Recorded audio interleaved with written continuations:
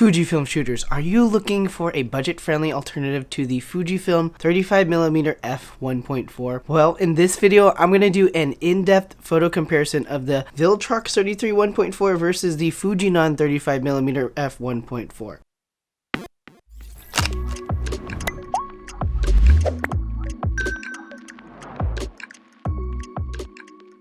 The Fujifilm 35mm 1.4 is one of the original X-mount prime lenses, and because of that, it has a really popular love-hate relationship when it comes to this lens. It is known for its bokeh and its rendering, and it's really known to be kind of like a magical lens as far as what it can produce in a photo, especially on the out of focus areas. And if you want to check out how it performs as well as how it compares to the 35mm f2 and the Midicon 35mm 0.95 lens, you can check out that video up above and down in the description below. But for the other people who don't really like the lens, they do for the following reasons. One, it's very old. It has the slow and clunky autofocus motor, so it's very loud, it's skippy, it hunts a lot, and it's really not the modern autofocus experience that you have, like say on the 35mm f2. And also the front element of the lens moves in and out as you focus, and that is annoying to some people. And in general, for video work, it is too loud to use on the camera with the internal mic, or just with a shotgun mic, you're still going to pick up some of that sound. And because of this, there is a lot of people yearning for a new update to this lens. So now we have the best option, which is the Viltrox 33mm f1.4. And since my 23 versus the 23 Viltrox video got such a great response, I reached out to EM Great and they were kind enough to send me a copy of the 33mm 1.4 Viltrox lens for this review. They didn't pay me to say anything specific for this review, because it's purely going to be a kind of scientific comparison of the optics, the image quality, and just the performance. But I feel for this kind of video, the scientific tests are necessary to help you all determine whether or not the Fujinon 35mm f1.4 is worth paying the higher premium over the Viltrox 33 1.4, and if that's going to be fine for your needs, because I want to really hit for those who are budget conscious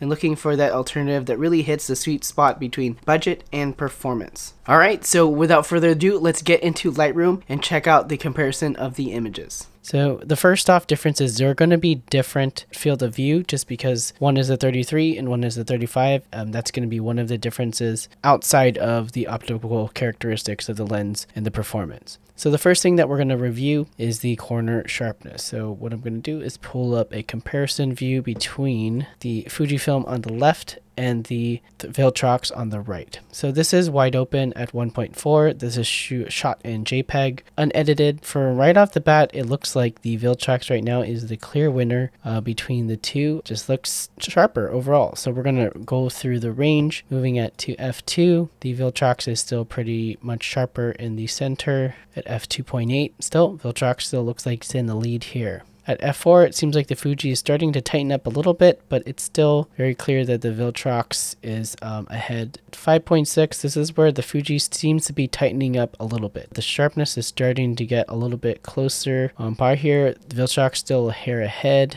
So at f8, Fujifilm starts to look fairly sharp now, but the Viltrox still is resolving a little bit more detail. The frame also looks a little bit darker, so that kind of makes me wonder what the exposure differences are between these two lenses. Now at f11, it looks like the sharpness on the Fujifilm is more clear than this side. This looks like it has more contrast, but probably only because it's a little bit darker. So now we're looking at f16, and the Fujifilm definitely looks sharper. There's a little bit blurrier on the Viltrox. The Viltrox did really great in that earlier aperture range, so that's surprising, and that's a good value for a lens that is a lot cheaper than the Fujifilm. So now let's go over the corner sharpness and check out what's going on in that department. In the corner at 1.4, no surprise, the Viltrox it's only slightly better, because it's not the sharpest thing here. The Fuji is definitely doing worse on the outer parts for something that's supposed to be in focus. Viltrox really tightened up in the corner here. Fuji is definitely lagging in the corner sharpness. Now we're at 2.8, still Viltrox. And here the Fuji's starting to tighten up at f4.0.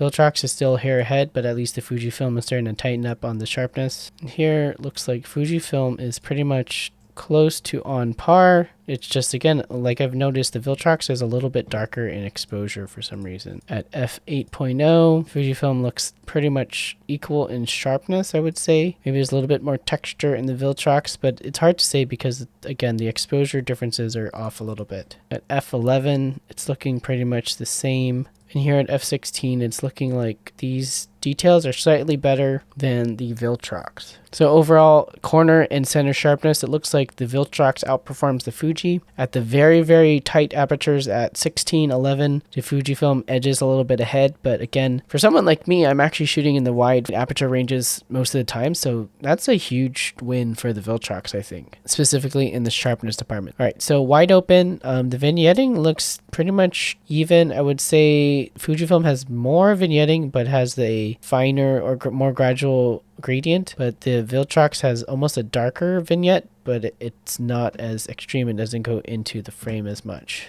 At f2.0, Viltrox is really disappearing quickly. Fujifilm is getting better a little bit. And I would say at f2.8, they both pretty much disappeared on both ends. You can see a little bit of Fujifilm on the edge, not too much. And at 4.0, it looks like it's completely gone on the Fujifilm. And this is a shadow, I think. So let's just compare the right edges. Looks like at f4.0, they both already disappear. Yeah, so past 4.0, 5.6, it's already, the vignetting is gone. So this is really the big thing, the big difference for me is a close focus comparison. So here we have the Fujifilm on the left, the Viltrox on the right, and this is at the Viltrox close focus minimum focus distance. But if you are really looking for something that's better at close focus, it's no surprise that the Fujifilm is going to do better in this department by a long shot. The 35mm 1.4 is really known for its close focus distance, and I use it a lot for detail shots, product shots, and just extreme bokeh in close quarters. The 35mm 1.4 on Fujifilm is a lot better at that, especially in comparison to the Viltrox, which has a lot bigger limitation. So if close focus is important to you, Fujifilm wins hands down in this department.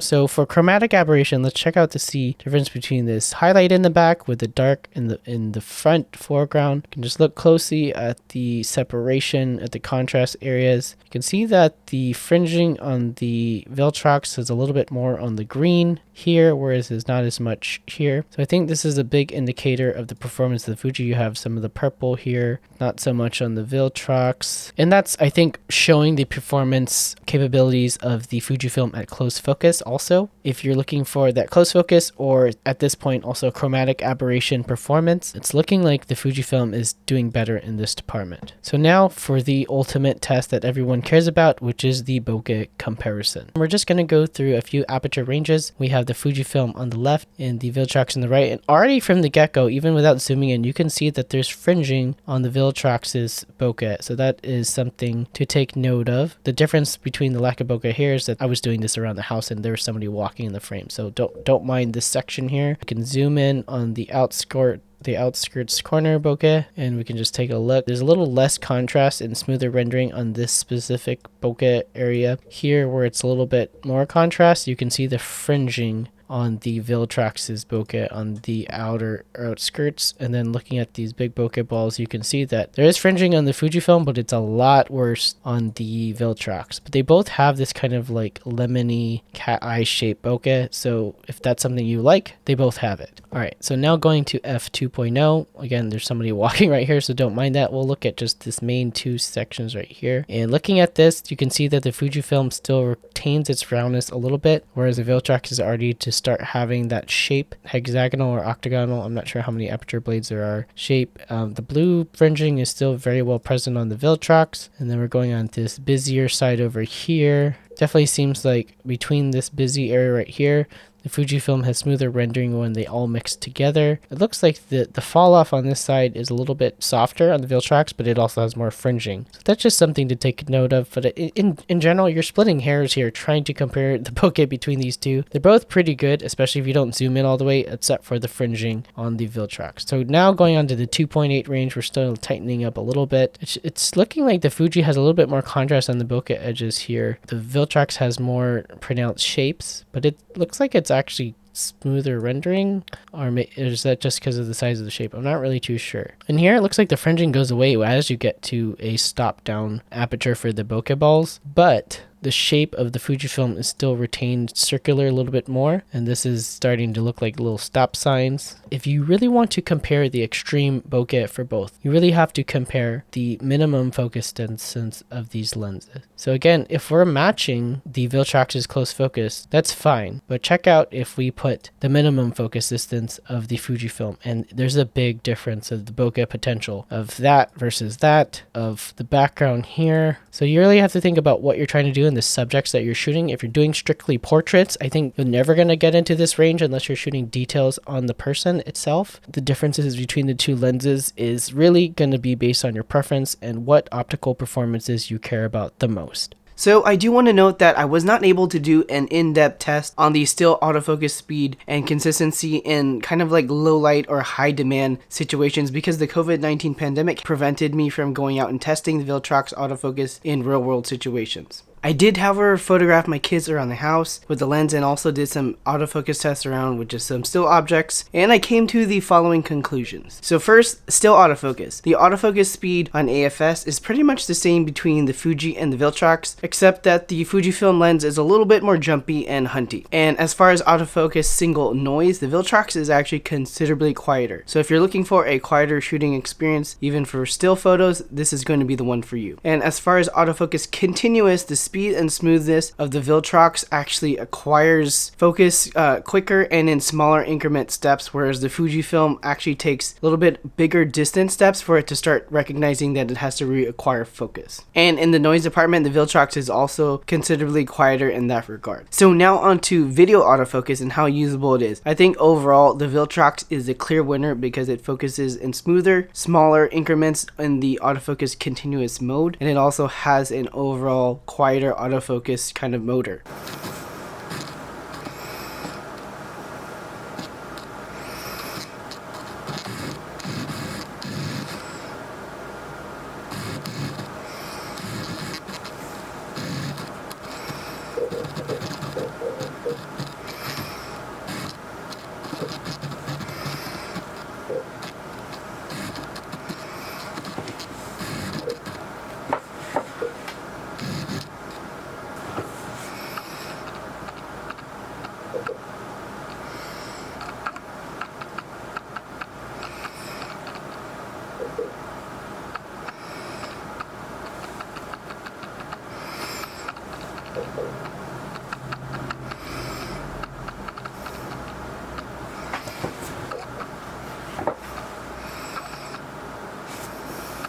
So considering all these observations, my recommendations really come down to a few key points. First, if close minimum focus distance is important to you, like it is for me, the Fujifilm 35mm 1.4 is really a clear winner. And that for me is just purely a stylistic preference and a way that I like shooting the best. Also, if you care about chromatic aberration, the Fujifilm 35mm 1.4 also has a slight advantage in that department. But my third point, surprisingly, the sharpness was a lot better on the Viltrox, both in the center and the corners, especially in that wide open to kind of like f4 range.